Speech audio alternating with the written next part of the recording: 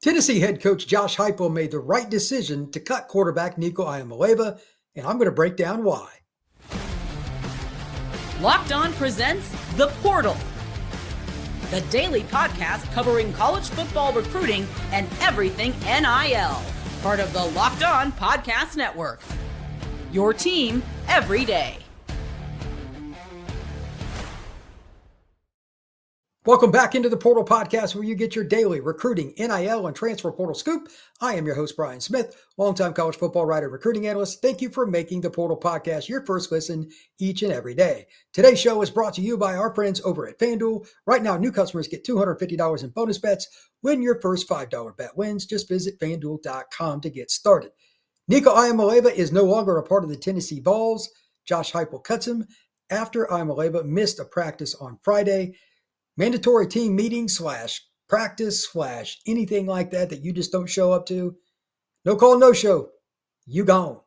College football needs to be that way in general, but there are a lot of other details I'll get into on Nico's side in a minute.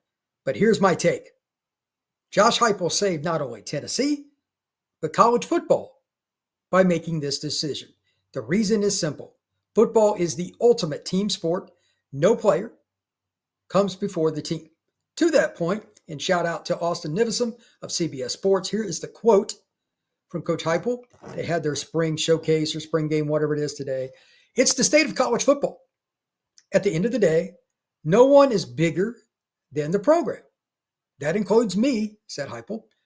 We've got an opportunity. We've got a bunch of guys who are going to give their all for Tennessee.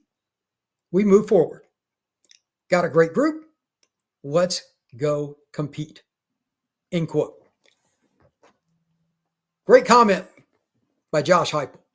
Here are the subpoints to this. Number one, first fault, if he would have, and Tennessee would have, given Nico Iamaleava the $4 million or whatever the number was, that increased his NIL deal. You do it at the end of spring, after everything. Doesn't that seem a little odd to you? Now, I was told this has been brewing for a while, and how much it's been brewing in terms of we want a contract and all that, I'm not sure. Maybe people in that camp thought there was going to get something done. That's not my area. I haven't even looked into that. I haven't even tried. All I'm saying is at the end of spring, for him to miss a practice, for them to come to a halt with everything, that is not a good move. I've had the opportunity to be around Nico a few times when he was in high school. Great guy. Very gregarious personality. I like him personally. But I don't think this is a Nico first decision. I have a feeling this is adults in the room making very poor decisions that Nico, unfortunately, will be attached to for the rest of his life. We'll get into Nico a little bit more later. But back to the main point. Team first. He is responsible, Josh Heupel, for all the players on the roster.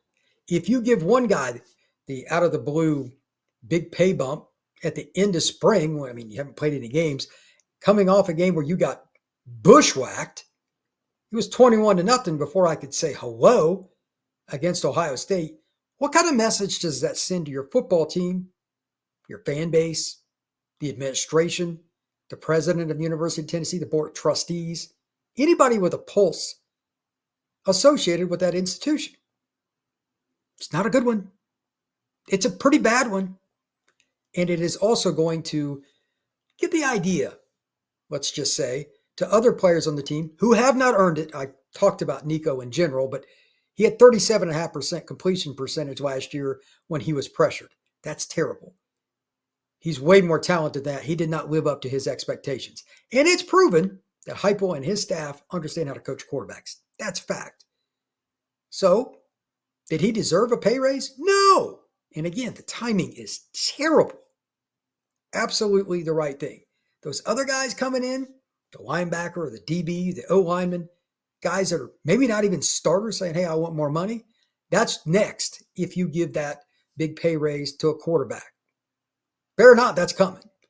Now, here's the question for Heupel and his staff and the rest of the staffs around college football. That doesn't mean other guys can't still come in and ask for money, but they better have merit. Nico did not remotely live up to his capabilities last year. He has one of the strongest arms I've ever seen. I've seen him live. I've watched a ton of his film. I've seen him on TV. That arm is insane, and he's a tremendous athlete. For those who don't know, he was an elite volleyball player coming up in high school too. Could have went anywhere and played volleyball at the college level. But he hasn't earned anything more at Tennessee. Why would anybody want to throw more money at him? Why did his camp think that? Terrible decision. So Tennessee sets a precedent. Other schools don't have to follow it, but here's what we're doing. And Nico's gone. We're going to be team first, which is the way you win games. They would have fallen on their face as a program if they'd have given in to him. And the programs that don't follow Josh Heupel and Tennessee's example will face the consequences quickly. You have to be careful. If a guy balls out, by all means, get that done before spring practice. He did not. Again, he did not earn that. There's no reason for it. None at all. So, tip of the cap to Josh Heupel and the people at Tennessee. Really good decision on their part. I wish Nico well, and we'll get into him here in a second after the break, but I cannot stress enough. This was a watershed moment for college football. When people don't deserve it, you can't just give in, even though they're the quarterback. And I know it's the most important position in sport. You have to be team first. Hats off to Josh Heupel and the Tennessee Volunteers. When we come back, I'm going to break down some of the stuff I've heard about Nico, some of the schools that could be involved, where I think he could fit, and then also a little bit of a commentary on the quarterback situation at Tennessee. It's awkward. Do the Vols end up moving on? Do they take a quarterback from another school, or do they move on with just what they've got? Because they've only have 2 quarterbacks on the roster. That is next here on the Portal Podcast. The NBA playoffs are almost here, and FanDuel is giving new customers an incredible way to get in on the action. Right now, when you join FanDuel and place your first $5 bet, you'll get $250 in bonus bets if your bet wins. FanDuel makes it easy. All you have to do is use the app, and you just pick whatever it is that you want regarding player props, over-unders on total score. You could also look at it from just a traditional point spread, and you can do different things that are fun too. I'm a 3-point guy. So 3-point shots in a game for a team or for an individual player, that's the kind of stuff that I like. But you can do it in a lot of ways, and you can live bet as well. Don't miss out. Head over to FanDuel.com and claim your $250 in bonus bets today. Where is Nico Iamaleava going to go next? It's a great story. I've heard all kinds of things kicked around in less than 5 hours. Texas Tech, UCLA, Oregon, USC, Notre Dame. You name it, I've heard something. Here are a few things that I know. By the way, the Notre Dame thing was never happening. Zero chance for that. That is a very, very, very team-first program, and that's why they're successful. UCLA, I could possibly see, for those of you who don't remember, Nico is a California guy. USC, Maeva, another guy that has Polynesian roots, is their quarterback. He transferred in from UNLV and played last year towards the end of the year and started. They're reportedly not interested. Texas Tech, I'm told, is not interested. Oregon already has Dante Moore for this year and some other good quarterbacks on the roster. Where's it going to be? I'm curious on this one. Maybe somebody like Colorado and Dion would at least have some interest. But remember now, again, we're at the end of spring. I don't think it's going to be an elite program necessarily unless it's UCLA. And open-endedly, I have no idea. None. What's going on with their quarterback situation, because UCLA is not very good, and I just don't follow them. They're not very good. It would be kind of cool if he went there and resurrected the program. It'd be better for college football if UCLA was relevant again. It's been a minute.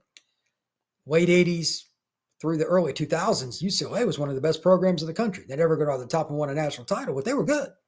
It has been a while. So I'd be all in for that. But I could see Oregon State, maybe Washington State. Remember, Washington State lost their quarterback to Oklahoma. Maybe San Jose State, San Diego State, something like that. And there are a lot of other schools too. There could be a random P4 school that really wants him for whatever reason. I could see that. But at the same time, if he has all these NIL demands, or his camp, which I think it's the more likely term to use, then how many are willing to pay $3-4 million for a year for a guy that didn't have a great year last year?